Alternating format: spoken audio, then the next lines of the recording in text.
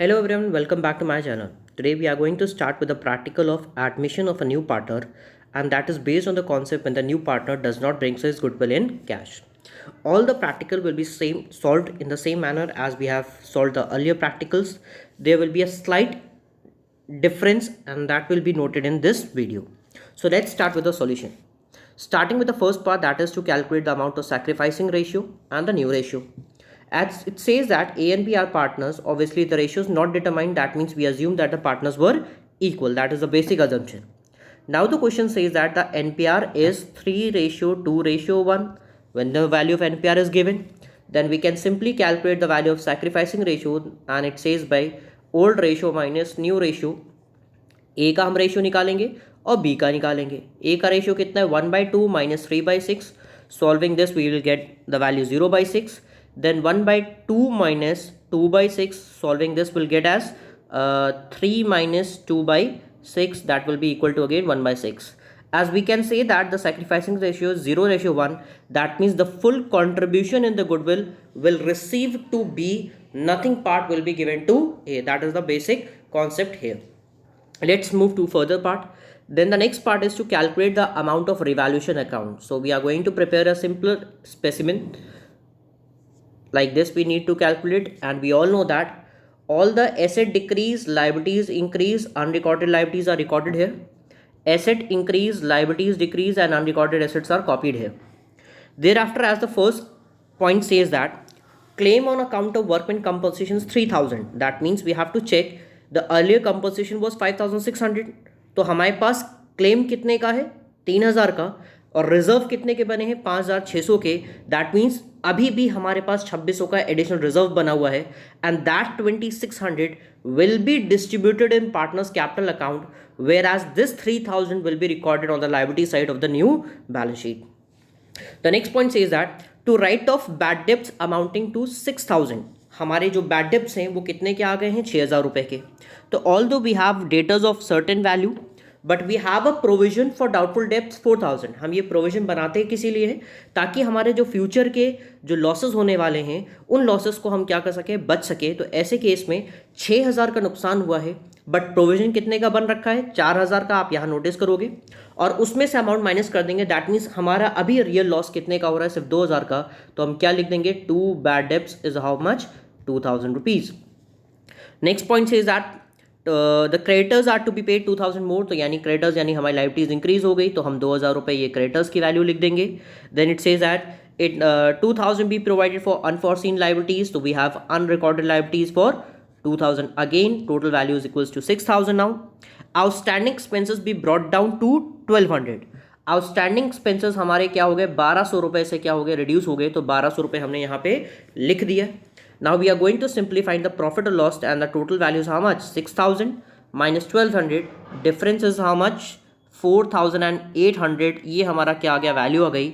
और इसे हम लोग क्या कहेंगे, by loss on revaluation account, and that will be distributed among A and B partners in an equal ratio. तो डिफरेंस कितना आ गया 2400 करके हमारा ये डिफरेंस आ जाएगा. That is how we are going to solve this concept. Let's move to the further part. Then that point says that the goodwill is valued 1.5 years purchase, or the average profit last 3 years less 12,000. That means we need to calculate the profit for 3 years. हमें 3 साल के profits को क्या करना होगा, calculate करना होगा. और यहाँ पे जो हमारे प्रॉफिट्स दे रखे हैं वो कितने के हैं. सबसे पहले हम क्या कैलकुलेट करेंगे, एवरेज प्रॉफिट कैलकुलेट करेंगे. तो एवरेज प्रॉफिट हम कैसे कैलकुलेट करते हैं,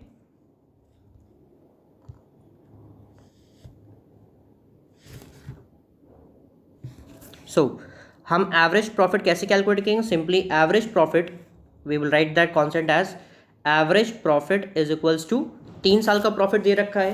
तो टोटल करेंगे कितना हो जाएगा 12,000 प्लस 18,000 प्लस 30,000 डिवाइडेड बाई 3 कर देंगे.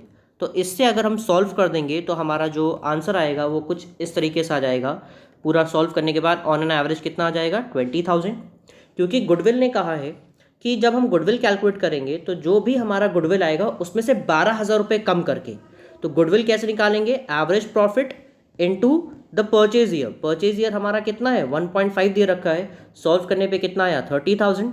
But the condition is to reduce 12,000, that means minus करने के बाद 18,000 हमारी क्या आ गई, गुडविल ऑफ द फर्म आई। किसकी गुडविल आई, goodwill of the firm. And as we all know that जो सी जो पार्टनर था, आपने नोटिस किया था रेशियो क्या था, 3:2:1 था, तो जो लास्ट वाला रेशियो होगा वो किसका है, सी का। 1/6 अगर हम सॉल्व कर देंगे तो यानी जो सी का गुडविल में शेयर होगा वो कितने हो जाएगा, 3,000 रुपये। दैट मीन्स ये 3,000 रुपये सी को लेकर के आने थे, लेकिन वो लेकर के नहीं आ पाया। और ऑब्वियसली क्योंकि he does not brings his goodwill in cash, we will write it as to C's current account. हम इसे किस नाम से रिप्रेजेंट करेंगे, टू सीज करेंट अकाउंट से नाम से रिप्रेजेंट करेंगे। That is the basic concept. आप देख सकते हो यहाँ पे एंट्रीज वगैरह पास है, और इस तरीके से हम सॉल्व करेंगे। Then starting with the basic concept here, capital account हम स्टार्ट करते हैं।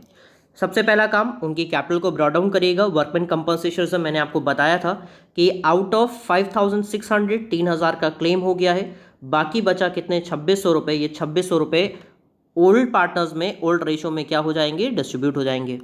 Then thereafter it says that कि आपके पास देखिएगा यहाँ पे करंट अकाउंट है, ये वही वैल्यू है जो गुडविल की वैल्यू हमने बताई थी। Since the sacrificing ratio was 1:0, तो देखिए पूरा गुडविल का पैसा किसको मिल गया है, आपको बी को मिल गया है। Then the good amount of capital brought by him was in cash, तो 40,000 के कॉलम में लिख दिया। There was a loss written on the right hand side, यानी एसेट साइड जो वैल्यू थी उसे लेफ्ट में हमने ओल्ड रेशियो में डिस्ट्रीब्यूट कर दिया, यहाँ पे ये आ गया।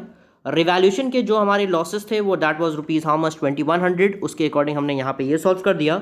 And the balancing figure was how much, this one, इसकी हमने बैलेंसिंग फिगर यहाँ पे रिकॉर्ड कर ली है। We can simply find out, एक बार इसको जरूर चेक करिएगा, there might be some certain calculation mistakes, तो थोड़ा सा डिफरेंस हम यहाँ पे निकाल सकते हैं। Let me check it on my part. As it says that the outstanding expenses was 3,000, outstanding expenses आपके कितने के थे, 3,000 थे, और and it was reduce to 1,200। That means कि हमारा डिफरेंस कितना आया था, 1,800 रुपये के। दैट मीन्स रिवैल्यूएशन अकाउंट में जब आउटस्टैंडिंग एक्सपेंसेस लिखेंगे, जो मैंने लिखा था ना, तो उसको हम रेक्टिफाई करके क्या कर देंगे, आउटस्टैंडिंग एक्सपेंसेस कितने रुपये, 1,800 रुपये। अब हमारा आंसर सही टैली करेगा, दैट मीन्स 2,100 हो जाएगा। Then thereafter we are going to prepare a balance sheet, हमने बैलेंस शीट बना देंगे। विद बैलेंस शीट में बेसिक कॉन्सेप्ट, जितने का क्लेम आया I have told you, outstanding expenses latest value, unforeseen liabilities, creditors, capital of the latest partners, and thereafter cash. जब हम cash की वैल्यू लिखेंगे तो ओल्ड बैलेंस लिखेंगे। ओल्ड बैलेंस में कैपिटल जो ब्रॉट इन है, बस उन्हीं दोनों को हम ऐड करेंगे। टोटल वैल्यू कितनी हो गई, 50,000 हो गई। डेटर्स की वैल्यू में हम प्रोविजन के अमाउंट को, यानी कि जो हमारा बैड डेब्ट्स हुआ था, वो हम रिड्यूस कर देंगे टोटल वैल्यू में। स्टॉक की latest value, fixed total value, and the goodwill that is not been brought in cash, तो इसको हम किस नाम से लिखेंगे, सीज करंट अकाउंट के नाम से लिखेंगे। That is how you are going to solve the practical that is based when the goodwill is not brought in cash. That's all for the day. Thank you everyone.